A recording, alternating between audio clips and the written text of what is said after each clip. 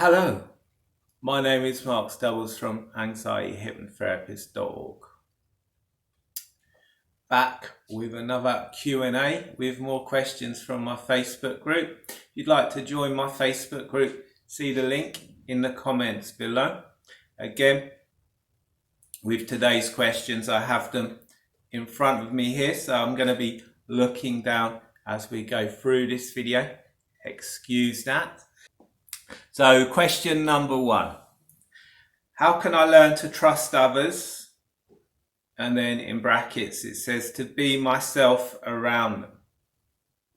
And so my answer to this question is that being able to trust others is going to stem from your relationship with yourself and your ability to trust yourself. If you trust yourself and your own judgment, your own opinions, your own instincts, you're not going to worry about trusting others.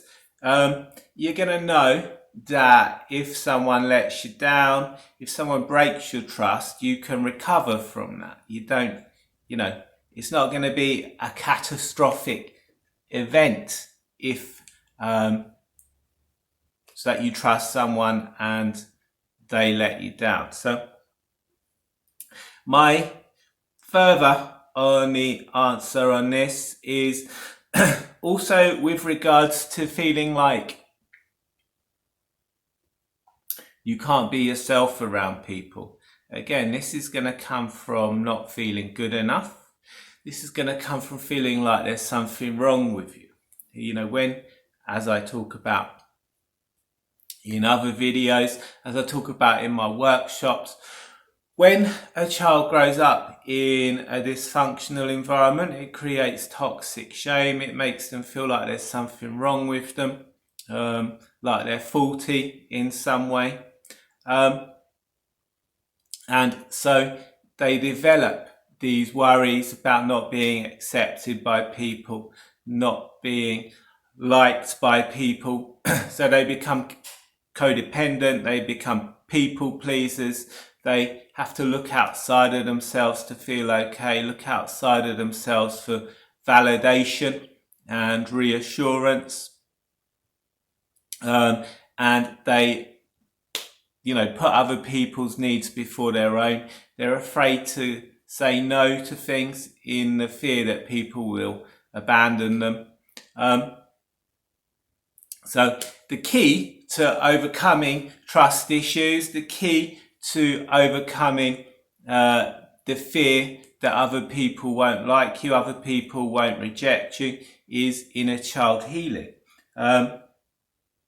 Making yourself feel safe, feel secure, making yourself feel good enough, releasing that toxic shame and that abuse and stuff that you would have internalized as a child. And as I talk about on my workshops, any form of dysfunction can cause a child to create toxic shame. The child internalizes everything. They think everything's about them. Until about the age of 3, they have no boundaries. So even if you're growing up in an environment where there's a lot of arguing, you're going to internalize that. You're going to think it means there's something wrong with you. And a child needs good enough parents. If we don't have good enough parents, again, that's going to cause us to feel insecure in who we are. So an add-on to that question would be about boundaries and what are your boundaries like? Maybe, if you have weak boundaries or boundaries that are too porous, trust is going to be an issue for you because you're going to be allowing people into your life and allowing people into situations which could be very damaging for you. So you need to look at your boundaries and think about maybe you're trusting people too soon, or maybe you're allowing people access to things that could be damaging for you too soon. So that's the answer to that question. This is a really excellent question. I could talk about it for ages. So I will be planning to do a more in-depth video answering that question soon. Second question. What are some tips when confronted with a PTSD moment? So by PTSD moment, I presume you mean a flashback. On my YouTube channel, you can find my most popular videos are PTSD hypnosis videos. And these are very beneficial. You'll see that, as I said, they're my most popular videos. When a person experiences a traumatic event, they need to remember that event. If you're walking through a jungle, you hear a rumble in the bushes, and you go and have a look, and there's a big tiger there, you need to remember next time you're walking through the jungle not to go and have a look when you hear that rumble in the bushes. So those traumatic events are stored in the amygdala, and the amygdala can react to situations and stimuli much quicker than the thinking part of your brain can. All of the information that your senses are taking in are going through that amygdala first. So those traumatic memories are stored in the amygdala and the amygdaloid complex. The hypnosis recordings that I have on my channel and the hypnosis techniques that I use mean that a person can desensitize traumatic memories without having to relive the trauma. So first tip to overcoming those PTSD moments would be to have a look at those videos. I'll see if I can post a link to one of those videos below. You can also have a regular relaxation technique. The more you relax, the easier it becomes to relax. Again, when a person experiences trauma, that emotional part of the brain increases in size. A regular relaxation practice is going to allow you to start to shrink that emotional part of the brain to make you less likely to be triggered, to make you be able to have better emotional regulation, more calm in your life. So, and in other videos on this channel, you can find me showing breathing techniques such as box breathing, 7-11 breathing. You can also find me showing EFT, which stands for emotional freedom techniques. So have a look at the other videos on this YouTube channel. Next question. Is medication always needed? So my answer to this question, firstly, I'm going to say you should see a doctor if you want to discuss your specific medication requirements. And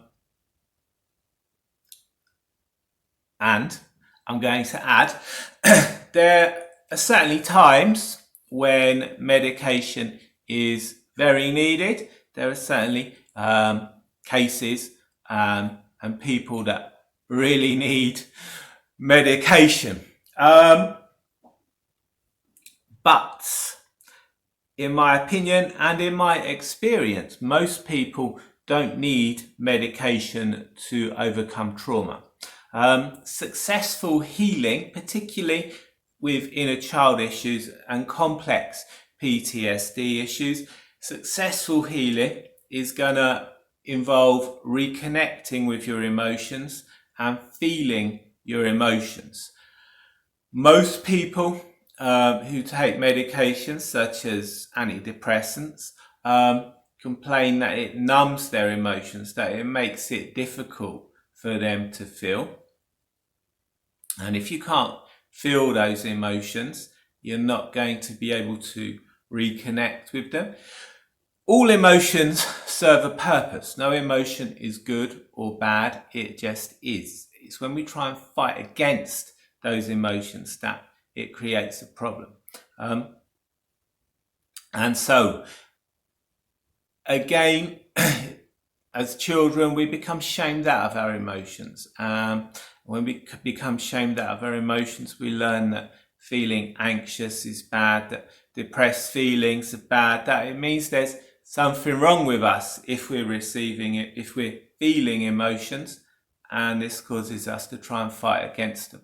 What resists persists. So the more you try and fight against an emotion, the stronger it's going to become. So for this reason, I would say that most people feel that medication is detrimental to their healing. Some people may want to use medication and some kind of therapy at the same time. But to heal successfully, you need to get in touch with your emotions. And it also goes back to the inner child. A reliance on medication is, it's a form of codependency. It's a case of looking outside of yourself to feel okay. It's about having an external locus of control, of, thinking that you need other things to make you okay, to enable you to cope with the world. And I think that anyone would agree that long-term medication use and a reliance on medication is not a good thing. So that's my answer to that question. The next question: would meditation help me? So most people find meditation helpful. One of the reasons meditation is helpful is because it can be very relaxing. Focusing on the breath can be very relaxing. As I said previously, the more you relax, the easier it becomes to relax. Meditation can also, it can help you to realize that you're not your thoughts and you're not your feelings. And again, as I said previously, that's going to stop you from trying to fight against those thoughts and feelings. What resists persists. So you don't want to try and fight against those things. You want to accept them. You want to let them be. So meditation can really help with that. It can help you come more into the present moment, to live more in the now. Final question: should I confront someone that hurt me, and in brackets, childhood PTSD? It's going to depend on your definition of confront. Do you have a loving, trusting relationship with the person that hurt you? If you have a good relationship with them, you can discuss things from the past. You can say, you did this, it's not acceptable, really hurt me.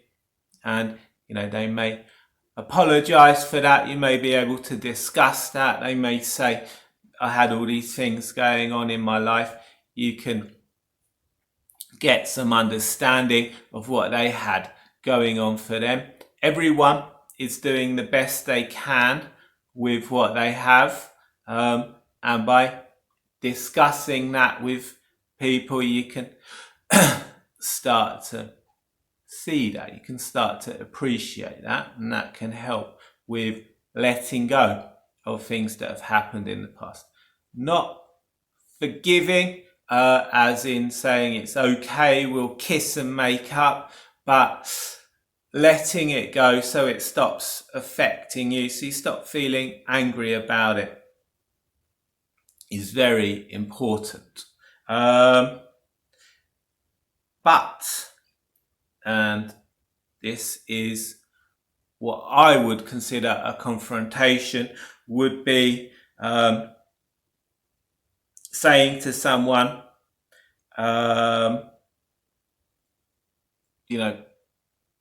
confronting someone about things that you don't have a good relationship with. That's going to be a no, because that's going to lead to gaslighting. They're going to deny it happened. They're going to say they don't know they don't know what you're talking about, or you don't know what you're talking about, that you're overreacting, that it wasn't that big a deal, blah, blah, blah. And that is going to probably cause you to feel more angry. That's probably going to cause you to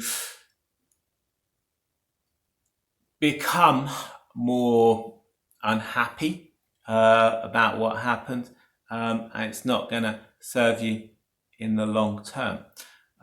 What would you hope to get from the confrontation? Hypnosis can really help you to give yourself what you want to get from the situation. Using hypnosis, you can imagine yourself going back and rescuing that younger version of you, or comforting that younger version of you. If you want to talk about that, find out more about that, you can book a call with me via my website, the link to which you will find in the comments below this video. So that's the end of today's Q&A video. More Q&A videos will be coming. Lots of great questions in my Facebook group. If you want to join my Facebook group, see the comments below. Click the link. Sign up there. Ask me your questions and I will answer them in a Q&A video just like this.